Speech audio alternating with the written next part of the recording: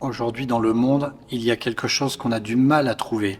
Et dans la liturgie, cette chose-là est pourtant essentielle. Quelle est cette chose? La voici. Le silence.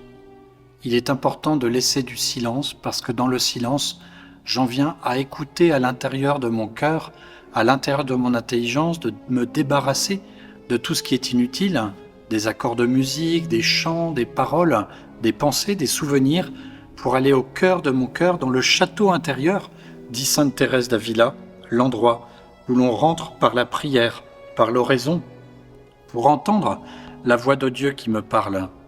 Celle qui me dit « pratique le bien, évite le mal ». Tu peux être fier et heureux et serein de telle action et tu dois changer à une telle.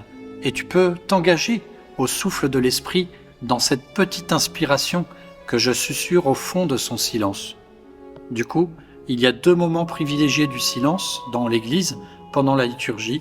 C'est après l'homélie et l'Évangile, réfléchir à cette parole de Dieu.